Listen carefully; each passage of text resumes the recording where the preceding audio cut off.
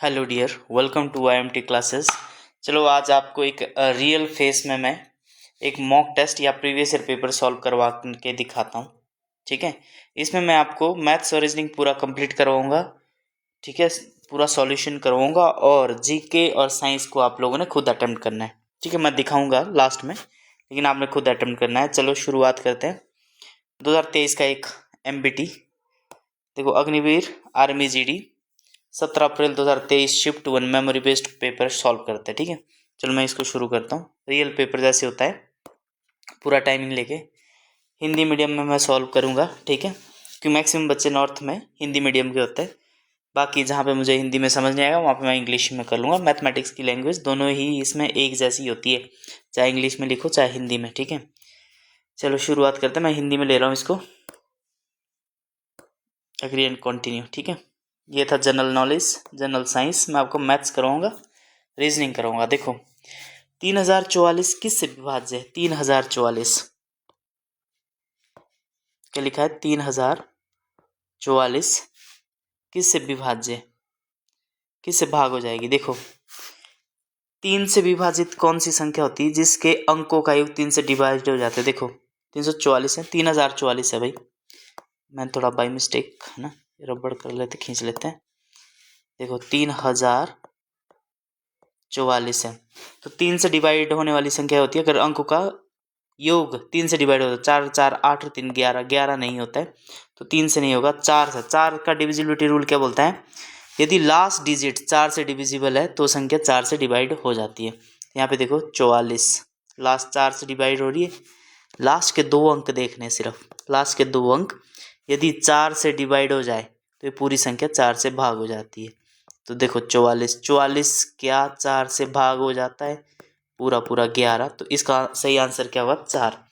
5 से देखो, 5 से कौन सी संख्या भाग होती है जिसका इकाई अंक या तो 0 होता है या फिर 5 होता है? वो संख्या 5 होती है।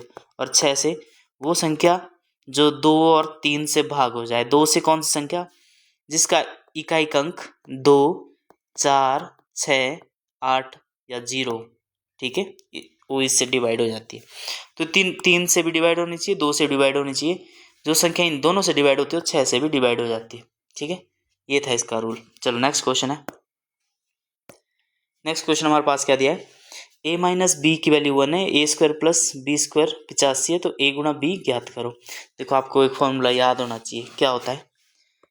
a माइनस बी का होल स्क्वायर है, क्योंकि a माइनस बी कुछ ऐसा ही दिया है। ये क्या होता है हमारे पास? ए स्क्वायर, ये होता है A square plus B square minus 2ab। तो यहाँ पे देखो a माइनस बी की वैल्यू दी है, बिल्कुल दी है। कितनी है? 1। और a square plus B square की वैल्यू कितनी दी है? 85। तो हम आसानी से निकाल सकते हैं हर चीज़।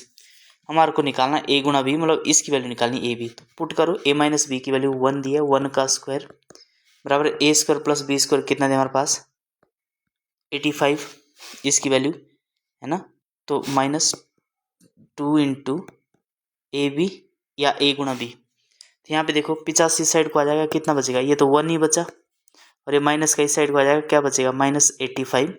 इस साइड को क्या बच जाएगा? -2ab। तो 85 में से एक गया, कितना बचा? 84 किसका? माइनस का। इस साइड का भी -2ab। माइनस से माइनस कट गया, 2 से काट दो, 2 एकम 2, 4 दूनी 8 और 2 दूनी 4। तो a गुणा b की वैल्यू कितनी है हमारे पास? 42। ठीक है, स्टेप बाय स्टेप सिखाया आपको। Option number 3 is the right answer. अगला क्वेश्चन देखो, थर्ड क्वेश्चन क्या है लिखा है? औसत ज्ञात करना। देखो, औसत क्या होता है? अब तक आपको पता चल गया होगा। औसत होता बच्चों सभी संख्याओं का योग बटे कुल संख्या। मैं इसको n से डिनोट कर देता हूँ ना, सिंपल सा, बटे कुल संख्या n, यही होता है। सभी संख्याओं का जोड़ क्या कैसे निकालोगे आप?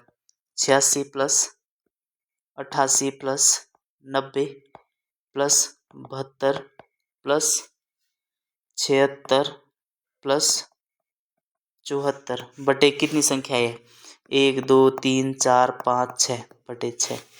तो इनको मैं ऐड करूँगा सीधा सीधा। कैसे? 4 इसका यूनिट डिजिट ऐड करो, 4 और 6 10 और 2 12 और 8 20 और 26 का 6 हासिल 2, 7 और 2 9 और 7 16 और 7 23 और 9 कितना हुआ 32 और 8 40 और 8 48 486 बटे कितना भाई संख्या कितनी हमारे पास 6। बस इससे डिवाइड कर दो। अब देखो काटो इसको, किससे कटेगा 8 से, 8 6 48 1 6 एकम 6, तो आंसर कितना है 81 औसत। Option number 1 is the right answer. ठीक है, टाइमिंग भी ऊपर चल रहा है, मैं आपको समझाते हुए चल रहा हूँ, आपने वहाँ पे उड़ाना या ऐसे समझाना नहीं वहाँ पे। चलो नेक्स्ट क्वेश्चन देखो, मैं तो आपको समझाऊंगा है ना भाई। नेक्स्ट क्वेश्चन, रेड पेन ले लेते हैं, थोड़ी थिकनेस कम कर देते हैं 5। ठीक है, चलो अगला क्वेश्चन क्या हो रहा है, दो संख्याओं का एचसीएफ और एलसीएम 4 और 288 है और एक संख्या 32 है, तो दूसरी संख्या ज्ञात करो। ये क्वेश्चन बहुत बार रिपीट हो जाता है, बहुत बार ये क्वेश्चन आप रट्टा मार लो। फॉर्मूला लिखाता पहले मैं इसको, फॉर्मूला क्या होता है देखो, फॉर्मूला यह होता है, अगर हमारे पास कोई दो संख्या है, सपोज दैट ए और बी है, यदि इनका एचसीएफ दिया हो, एक क्या दिया हो एचसीएफ दिया हो और एक क्या दिया हमारे पास एलसीएम दिया हो, तो इसके लिए सीधा फॉर्मूला होता है, रट लो क्या होता है, फर्स्ट नंबर ए गुणा दूसरी नंबर हमारे पास बी बराबर हमेशा होता है एचसीएफ मल्टीप्लाई बाय एलसीएम, इसके बराबर होता है। ठीक है, ये तो रियल पेपर है ना, एमबीटी मेमोरी बेस्ड टेस्ट है, 17 अप्रैल को ऐसा क्वेश्चन आया है। ठीक है, इससे पहले मैंने लगभग 5 सेट करवाए हैं, 2 से 3 सेट में ये क्वेश्चन आया है।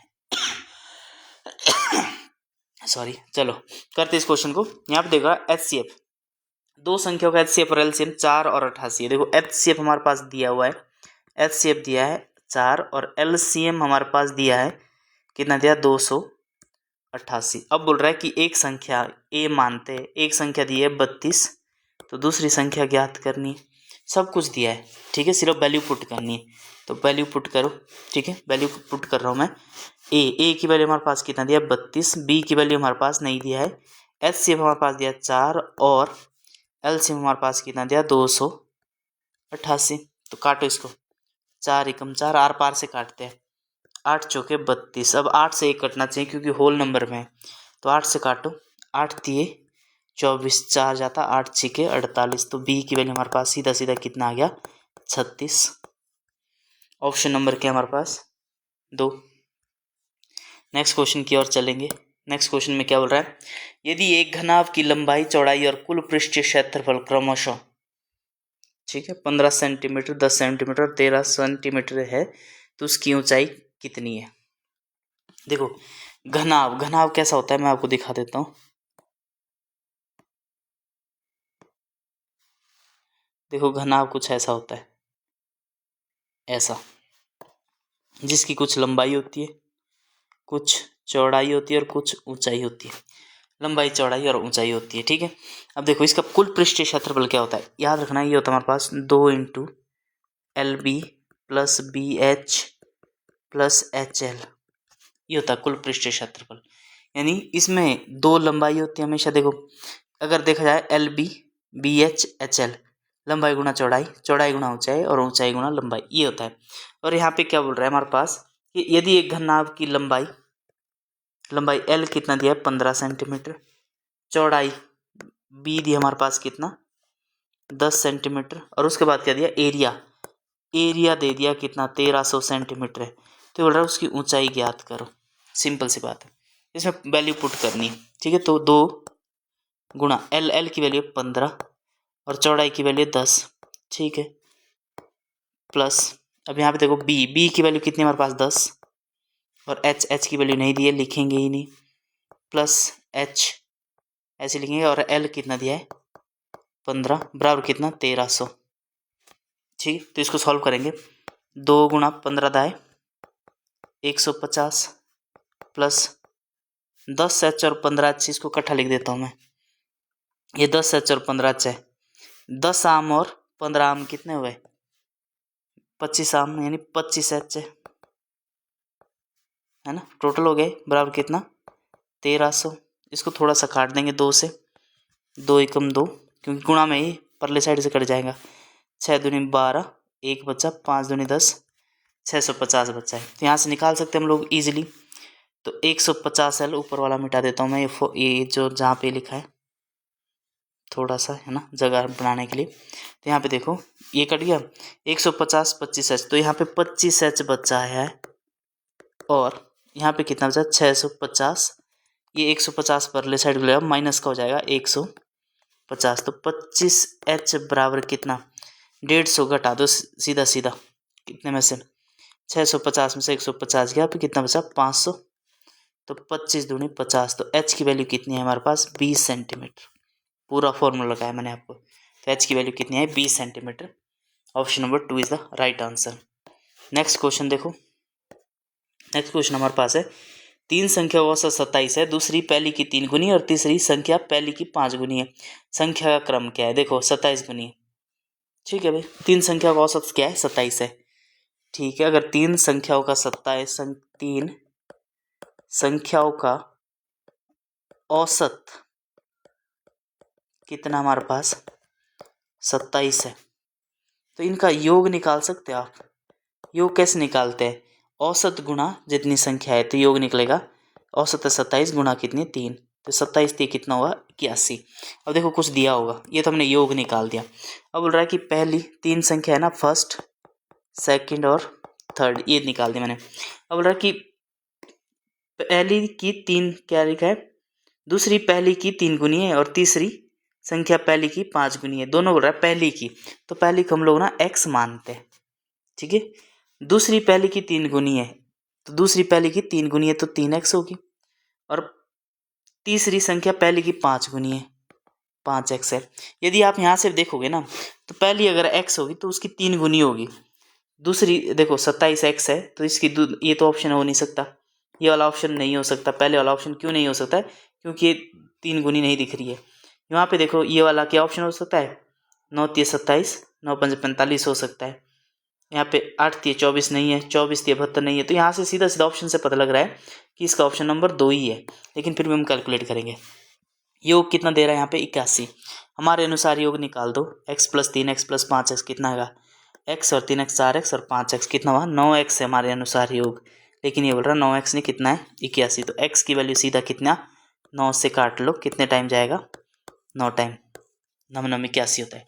x की वैल्यू 9 है, तो निकाल सकते पहली संख्या क्या आएगी, पहली संख्या हमारे पास 9 आ गई, दूसरी संख्या कितनी 3x यानी 3 9 27, और तीसरी संख्या कितना है 5 9 45, ठीक है। नहीं तो आप ऑप्शन से भी यूज़ कर सकते थे, option number 2 is the right answer, ठीक है। मैं समझा रहा हूँ इसलिए टाइम लग रहा है, वरना अगर मैं फटाफट से करूँ तो मैं इसको 10 मिनट के अंदर निपटा दूँ, ठीक है।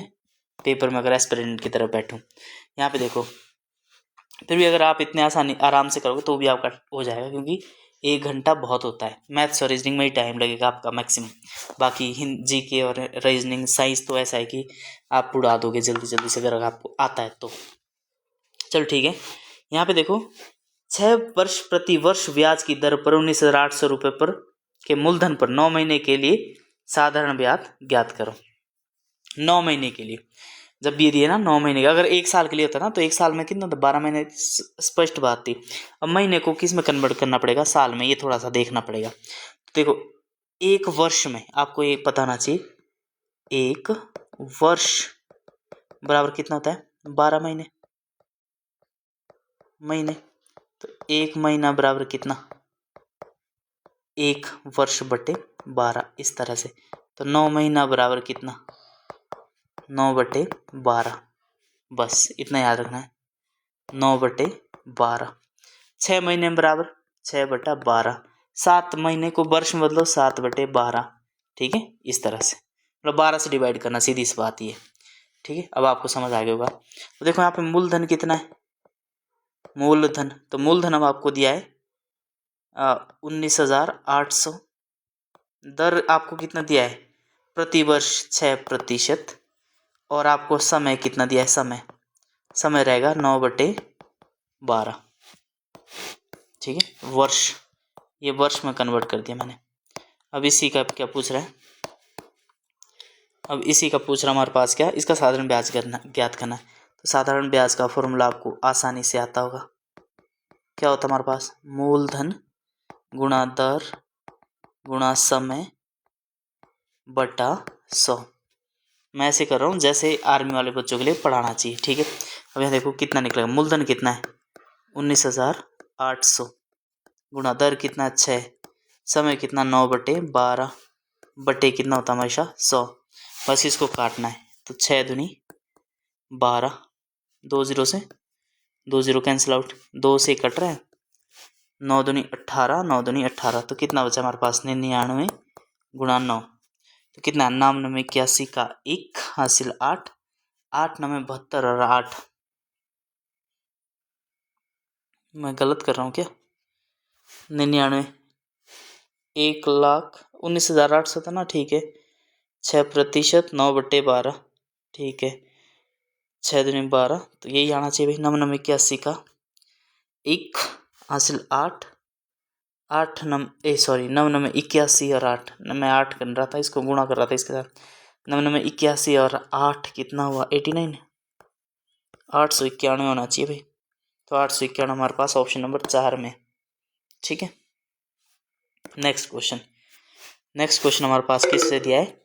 रेशो से क्या दिया है? A/B, A अनुपात B हमारे पास कितना दिया? 11:7 और B/C किस में दिया है? 4:19।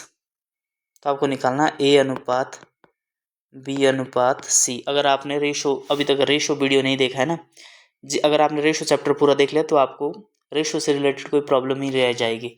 2 वीडियो मैंने अपलोड किए, जिन्होंने नहीं देखी हो प्लेलिस्ट में जाके पहले रेशो चैप्टर कंप्लीट कर ले, आराम से ये क्वेश्चन आप कर लोगे। देखो इसके लिए मैंने आपको क्या ट्रिक सिखाई थी कि ABC को जब कंबाइन करना होता है तो A की वैल्यू हमेशा ये वाली लेते हैं, B की वैल्यू ये वाली, फिर B की वैल्यू 4 कैसे लेना है इसको समझते हैं। देखो A की वैल्यू कितना है 11 और B की वैल्यू यहाँ पे 7, ठीक है। एक लाइन खत्म होगी। अब दूसरी लाइन में शुरू करना है, B के नीचे ही लिखना है 4 और C के नीचे कितना लिखना 19। यहाँ ले मत लिखना, 4 के सीधा ही लिखना है यहाँ पे सामने, तो 4 के सीधा कितना 19, 4 और कितना 19। अब ये 2 जगह खाली रहेगी ना, इसी जगह इसका नियरेस्ट नंबर रिपीट करना। जैसे यहाँ पे नियरेस्ट नंबर क्या है 4 तो मैं 4 लिख रहा हूँ, और यहाँ पे नियरेस्ट नंबर कितना है 7 तो मैं यहाँ पे 7 लिख रहा हूँ। बस अब इसको मल्टीप्लाई कर दो तो यहाँ पे कितना आएगा 11 चौके, गुणा करना अब इनको सबको ऐसे, 11 चौके कितना 44 रेशो 7 चौके 28, वहाँ पे 19 गुणा 7 कितना होता है 7 तिकम 70, 7 9 63, 3 7 से 133, ठीक है। कभी कभी पाड़ा नहीं रहता यार, ठीक है। तो 133 तो 44 गुणा 28 रेशो 133 में एक बारी सरसरी निगाह घुमा लिया करो, क्या कुछ कट तो नहीं रहा? नहीं कट रहा है, 44 और 28 कट रहा है लेकिन 133 नहीं कट रहा है, तो यही है 44 ratio 28 ratio 133। Option number 3 is the right answer. Next question की ओर बढ़ेंगे। क्वेश्चन नंबर 9 पे पहुंच चुके हम लोग। चलो जरा करने की कोशिश करो, मैंने देखा नहीं कैसा क्वेश्चन है। देखो ये बोल रहा है जब किसी संख्या में 34 की वृद्धि की जाती है तो वो स्वयं की 3/2 गुनी हो जाती है, ठीक है। वो संख्या कौन सी? देखो वो संख्या जब भी ऐसे पूछे ना वो संख्या कौन सी, तो वो संख्या हमारे पास क्या होती है एक्स ने जिंदगी खराब कर रखी है भाई, है ना। तुम्हारी नहीं गणित की, है ना। वो एक्स छोड़ो, वो एक्स होता है, वो ये होती है, ठीक है। ये एक्स अलग है, ठीक है। एक्स ने ऐसी तैसी कर रखी है। तो जब किसी संख्या में 34 की वृद्धि की जाती है, अगर इस संख्या में किसकी वृद्धि की जाती है 34 की, तो वो स्वयं मतलब एक्स की 3/2 गुना हो जाती है, ठीक। वो संख्या कौन सी है? वो संख्या है एक्स। अब इसकी एक्स की वैल्यू निकालो, है ना। एक्स तो कुछ नहीं है ना, एक्स वाले एक साइड कर लो, 3/2 है ना, 3/2 एक्स, इस एक्स को परले साइड को ले आओ, एक्स बराबर कितना 34 अपनी जगह ही है। तो इसको गुणा कर दो, इसके बटे में क्या होता है 1, तो इसको कैसे निकालते हैं? मैं तुम्हारे को सिखा रहा हूँ, ऐसे करना नहीं होता ऐसे, पर तुमने ऐसे भी करा तो भी बहुत है। इनको गुणा कर दो, वो मिट गया सारा यार, 3/2 एक्स माइनस एक्स, ठीक है। तो इसको गुणा कर दो, 2 एकम 2, अब उनको ऐसे गुणा कर दो, 3 एकम 3x माइनस 2x ऐसे, ठीक है। बराबर है कितना 34, ऐसे एलसीएम होता है इसका, ठीक है। अब यहाँ पे 3x में से 2x गया, कितना बचा x/2 बराबर कितना 34x। अब ये बटे में परले साइड को गुणा में जाएगा, तो 34 दूना कितना होता 4 दूनी 8, 3 दूनी 6, तो x की वैल्यू कितनी है 68, तो ये 68 थी, वो x क्या थी 68 भाई। नेक्स्ट क्वेश्चन क्या बोल रहा है? यदि बेलन की त्रिज्या 7 सेंटीमीटर और ऊंचाई 12 सेंटीमीटर तो बेलन का कुल पृष्ठीय क्षेत्रफल ज्ञात करो, हम कुल पृष्ठीय क्षेत्रफल ही निकालेंगे। ठीक है भाई, तो बेलन कुछ इस तरह से होता है, ये वाला। ठीक है, इसका कुल पृष्ठीय क्षेत्रफल क्या होता है? कुल पृष्ठीय क्षेत्रफल होता है, वक्र पृष्ठीय क्षेत्रफल भी होता है। तो कुल पृष्ठीय क्षेत्रफल क्या होता है? उनमें दो ये भी जुड़ जाते हैं ना, अगर वो नहीं पूछा होगा, उन्होंने कुल पूछा है तो कुल ही निकालेंगे हम लोग। देखो, एक होता है हमारे पास वक्र पृष्ठीय क्षेत्रफल, ये बार बार मिट क्यों रहा है? वक्र पृष्ठीय क्षेत्रफल। ठीक है, वक्र पृष्ठीय क्षेत्रफल होता है, इसमें दो ये जो नीचे गोल गोल है ना, इनको ऐड नहीं करते। ये होता है हमारे पास क्या? 2πr/h, ये वक्र पृष्ठीय क्षेत्रफल होता है। लेकिन अगर ये कुल बोल दे, कुल पृष्ठीय क्षेत्रफल, तो इन दोनों के सर्कल के एरिया भी जोड़ देते हैं। वो क्या होता है हमारे पास? 2πr/h तो होता है प्लस 2πr²। तो इसमें 2πr कॉमन रहता है, 2πr क्या रहता है कॉमन, अंदर क्या बचा है? सिर्फ r+h, ये होता है। तो हमारे को ये पूछा गया ये। लेकिन कभी कभी एग्जाम में क्या करता है, पूछता कुल पृष्ठीय क्षेत्रफल है, लेकिन फॉर्मूला ये लगाना पड़ता है। एक्चुअली होता है वक्र पृष्ठीय क्षेत्रफल, मतलब इसका गोलाई का पृष्ठीय क्षेत्रफल, और कुल पृष्ठीय क्षेत्रफल होता है 2πr × r+h। मैंने आपको बता भी दिया कि निकला कैसे, वक्र पृष्ठीय क्षेत्रफल प्लस दो ये जो सर्कल है इसका क्षेत्रफल भी हम ऐड कर देते। एक सर्कल का क्षेत्रफल होता है πr², तो दो का कितना हुआ? 2πr²। ठीक है, तो ये वाला फॉर्मूला लगाएंगे हम लोग कुल पृष्ठीय क्षेत्रफल का इसमें, अगर उन्होंने यही पूछा होगा। कभी आंसर आप वक्र पृष्ठीय क्षेत्रफल से भी दे देता है। क्या हो गया? ये तो टूट गया भाई हमारी चेन। ठीक है, चलो ठीक है, कोई नहीं, हम आ जाते हैं। ये चलो, आपको पता भी लग गया कैसे पढ़ाता हूँ मैं। ठीक है, चलो, ये वाला था। क्या पूछ रहा है? कुल पृष्ठीय क्षेत्रफल। ठीक है, तो कुल पृष्ठीय क्षेत्रफल यहाँ से हम लोग निकाल देंगे भाई। तो कुल पृष्ठीय क्षेत्रफल कैसे निकालेंगे?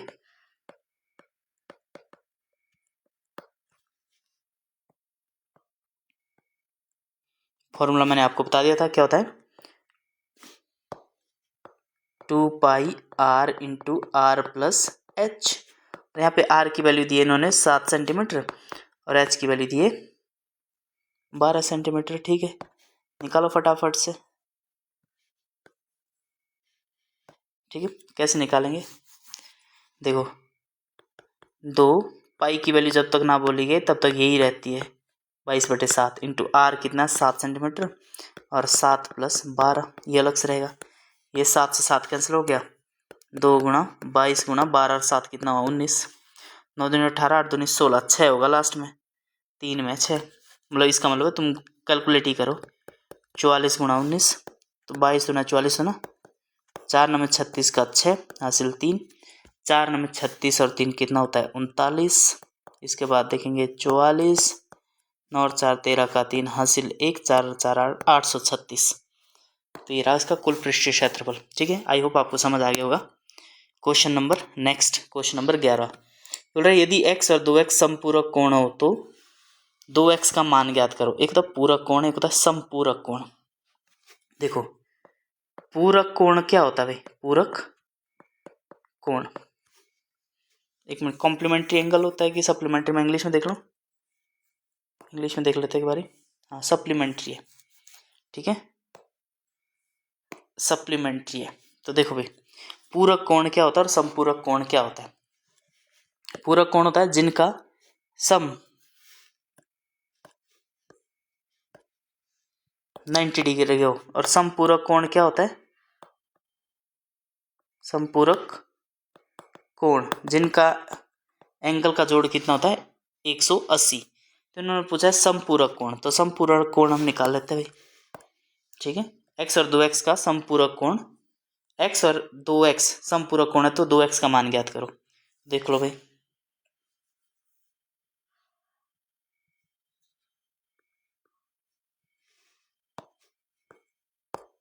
समपूरक कोण है तो इन दोनों का निकालो। x + 2x की वैल्यू कितनी है? 180। 3x की वैल्यू कितनी हो जाएगी हमारे पास? 180 बटा, मतलब x की वैल्यू निकल जाएगी 3, कितना? 60 डिग्री। तो x की वैल्यू हमारे पास 60 डिग्री, तो क्या पूछा है हमारे पास? 2x का मान। तो 2x का मान होता है 2 × 60 यानी 6 दूनी 12, 120 डिग्री। ठीक है, नेक्स्ट क्वेश्चन। यहाँ देखो, 16 मजदूरों को निर्माण को पूरा करने में 35 दिन लगते हैं, ठीक उसी कार्य को 28 मजदूर कितने दिनों में पूरा करेंगे। अगेन ये वाला क्वेश्चन फिर से मोस्ट इंपॉर्टेंट है, पढ़ के जाना। ये टाइप भी बहुत इंपॉर्टेंट है, बहुत रिपीट होता है, मतलब किसी ना किसी शिफ्ट में तो आना ही है ये क्वेश्चन, ठीक है। चलो वैल्यूज चेंज हो सकती है, इसका फॉर्मूला होता है सीधा MDH मसाला, है ना। M1 × D1 बराबर है M2 × D2। आपका कंसेप्ट यहीं पे समेट दिया जाता है, इसमें H1 H2 का जिक्र नहीं करते, ठीक है। यहाँ पे देखो M1 का मतलब होता है कितने मजदूर, 16 मजदूर, और M2 का मतलब D1 हमारे पास कितना है 35। M2 होता है अगली लाइन, ठीक उसी कार्य को 28 मजदूर D2 निकालना कितने दिन में पूरा करेंगे, ठीक है भाई। तो यहाँ पे देख लेते हैं हम लोग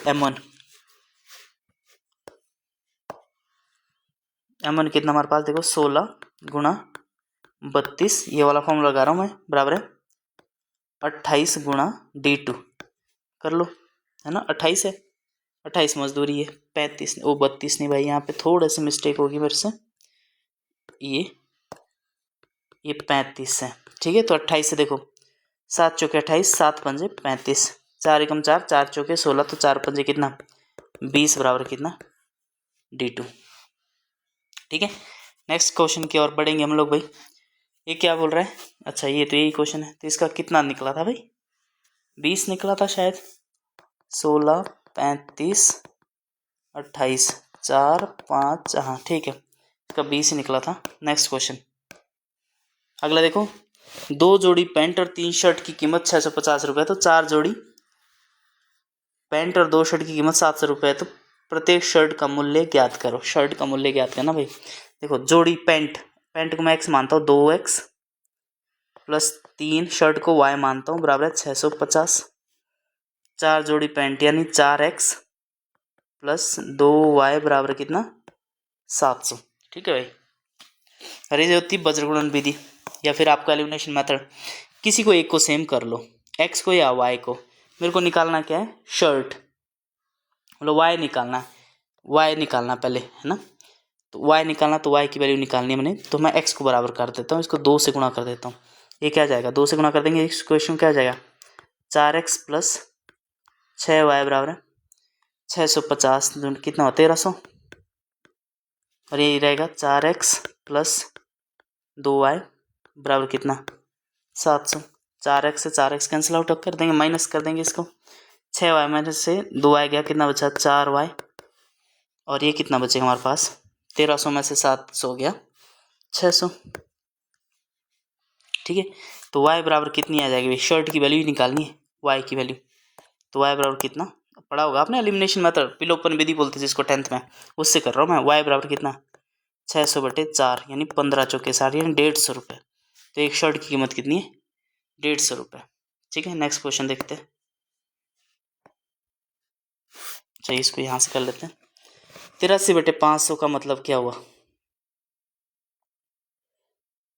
इज इक्वल टू x का परसेंटेज, ठीक है।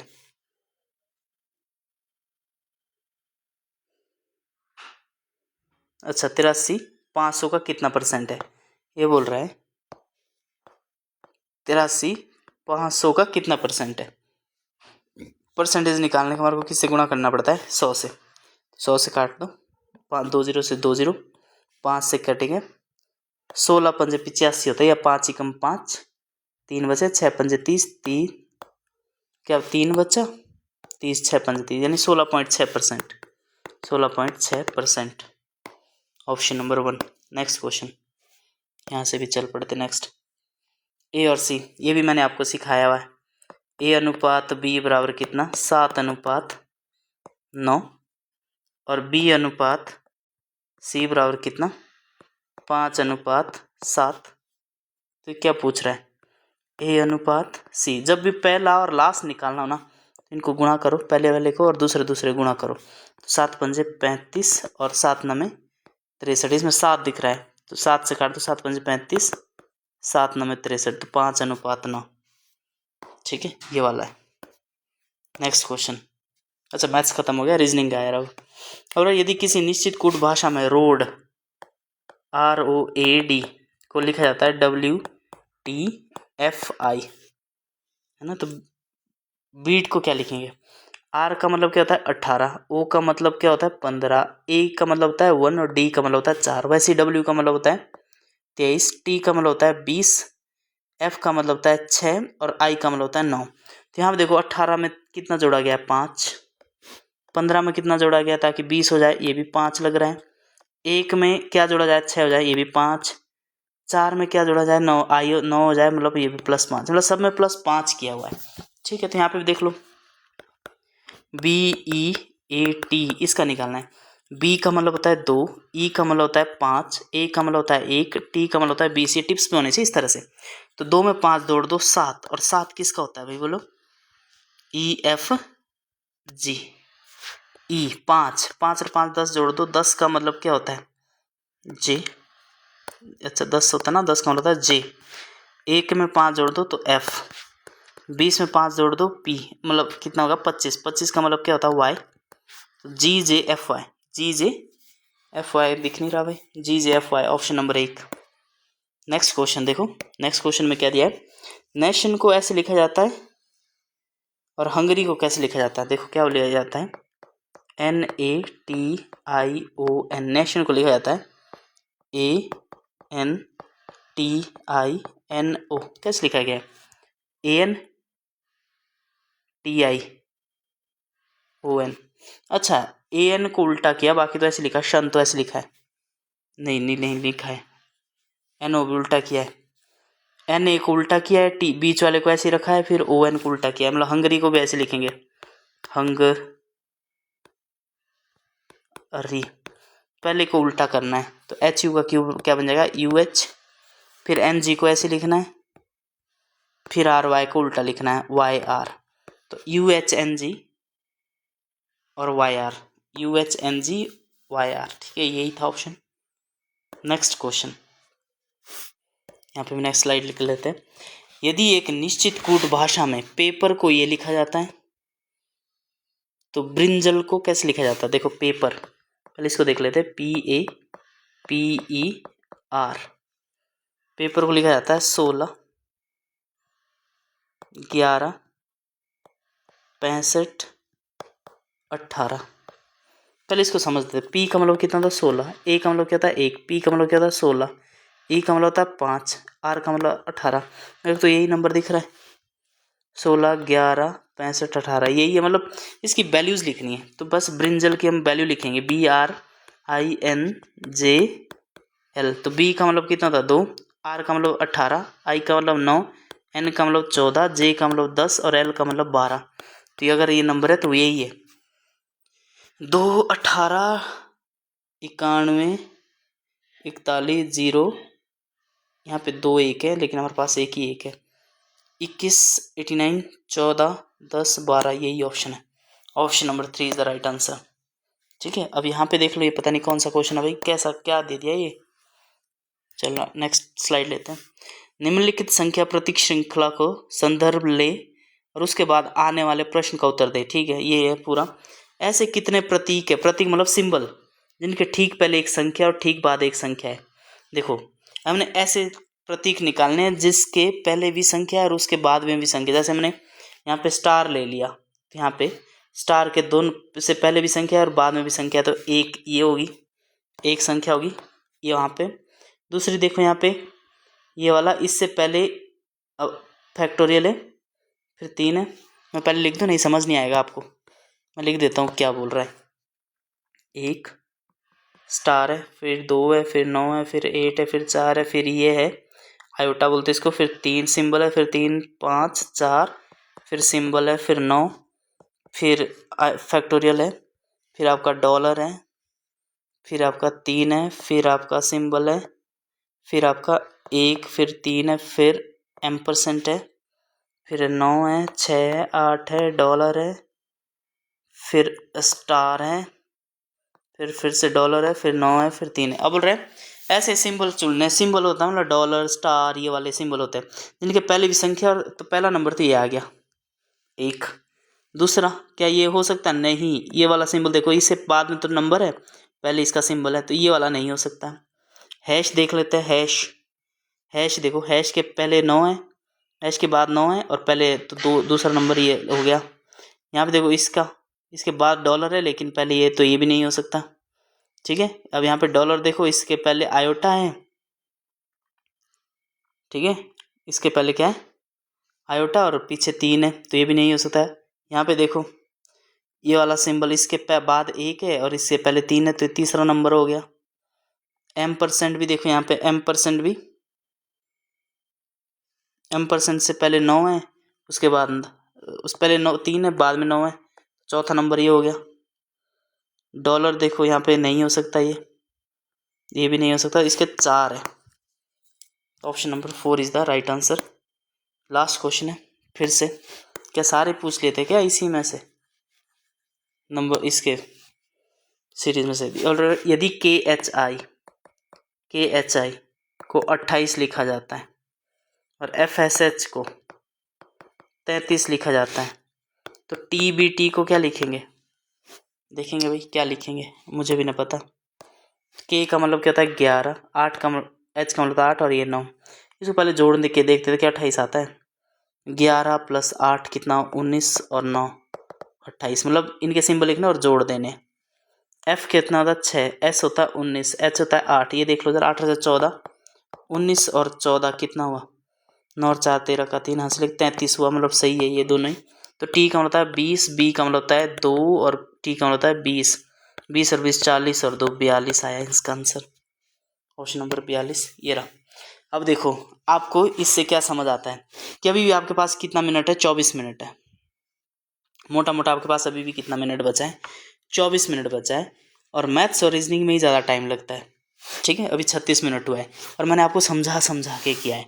इसका मतलब ये हो, अगर आपके मैथ्स और रीजनिंग के कंसेप्ट क्लियर है ना, तो आप जी के, अब देखो जनरल नॉलेज तो ये आपको आता है तो आता है, नहीं आता तो नहीं आता है। जनरल साइंस का मतलब यही हुआ। ठीक है, जनरल साइंस का मतलब यही हो, 4 सब्जेक्ट है, general knowledge, general science, maths और रीजनिंग। मैथ्स और रीजनिंग में अगर आपके कंसेप्ट क्लियर है तो आप इजीली पेपर को हैंडल कर सकते हैं आराम से। और जनरल नॉलेज में तो देखो आता है नहीं आता है, मैं आपको दिखा देता हूँ वो सारे क्वेश्चन जनरल नॉलेज के कैसे कैसे आए थे, मैं पढ़ूंगा नहीं, आप खुद देख लेना। पहला क्वेश्चन ये, दूसरा क्वेश्चन ये, यमुना नदी निम्नलिखित में से किस नदी की सहायक नदी, आपको पता है अच्छे से, किसकी, गंगा नदी की। हड़प्पा डैश डैश द्वारा खोजा गया था, किसके, RD बनर्जी, दयाराम सानी, आपको पता है अच्छे से ऑप्शन। मार्च 2023 में गुजरात के मुख्यमंत्री कौन है, ये भी आपको पता है कौन है। नीरज चोपड़ा किस खेल से संबंधित है, बिल्कुल पता है आपको, भाला फेंक जैसे। ठीक है, ये वाला देख लेना, करंट अफेयर्स था। मोढेरा सूर्य मंदिर कहाँ स्थित है, ये भी आपको पता होना चाहिए।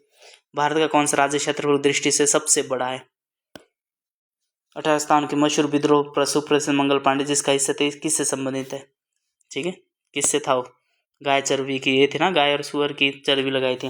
पिंग पोंग डैश डैश से संबंधित आपको पता है कौन सा खेल से। भारतीय संविधान के संशोधन द्वारा मताधिकार की आयु 21 वर्ष से घटाकर 18 वर्ष की गई थी, ऐसा कौन सा संशोधन था, 61वां था ये, है ना, ये मतलब पढ़ लेना आप, मैं बता नहीं रहा हूँ।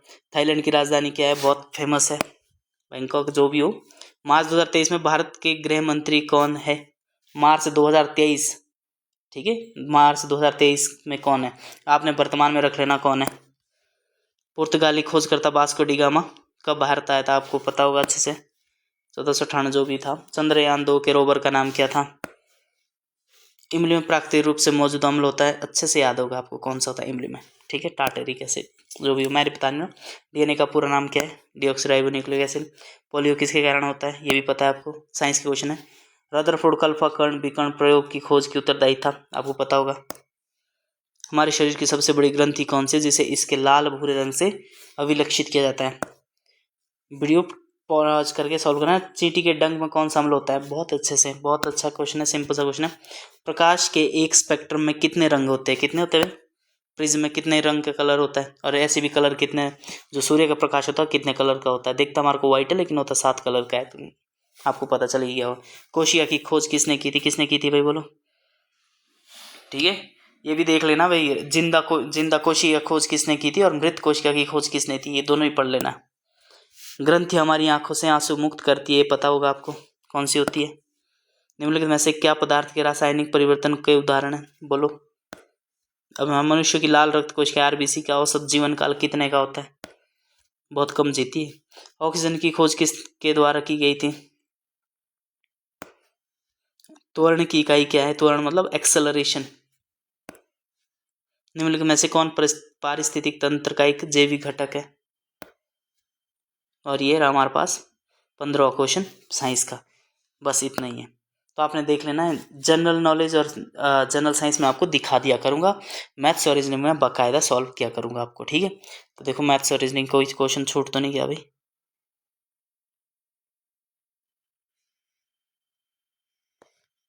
ये क्वेश्चन किया नहीं क्या मैंने? हाँ, इसका कितना था भाई? 150, टिक नहीं मारा था, है ना? ये क्वेश्चन भी किया नहीं। ठीक है, ये था क्वेश्चन भाई। चलो ठीक है, पूरा मैंने आपको सॉल्व करवा दिया। 40 मिनट की वीडियो होगी ये, इसको सबमिट कर देते हैं ऐसे ही। मैंने कितने अटेम्प्ट किए? मैंने मार्क नहीं किए होंगे शायद, 17 ही क्वेश्चन यहाँ पे दिखा रहा है अटेम्प्टेड। मैंने कौन से मार्क नहीं किए होंगे? रीजनिंग के भी नहीं किए।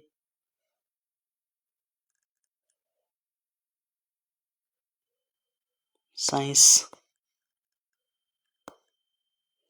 ठीक है, वीडियो होगी भाई पूरी, आपको समझ आएगा पूरा जो मैंने करना था। थैंक यू, मिलते हैं नेक्स्ट वीडियो में। इसी तरह से मैं आपको करूँगा मैथ्स और रीजनिंग में, आपको सामने सामने पूरा सॉल्व कराऊँगा, और आपको जीके और जनरल साइंस आपको खुद सॉल्व करनी है, ठीक है। फिर अगर आपको वीडियो पसंद आए तो आप वीडियो को शेयर कर सकते हैं दोस्तों में, और लाइक कर सकते हो। चैनल सब्सक्राइब नहीं किया तो चैनल भी सब्सक्राइब कर सकते हो। अभी भी आपके पास 19 मिनट बचा है, ठीक है। बल्कि आपको जनरल साइंस और जनरल नॉलेज में ज़्यादा टाइम नहीं लगेगा, ठीक है। अगर आपके मैथ्स और रीजनिंग के कंसेप्ट क्लियर है तो आपका पेपर समझो क्वालिफाई है, ठीक है। जीके जीएस थोड़ा सा पढ़ लेना भाई।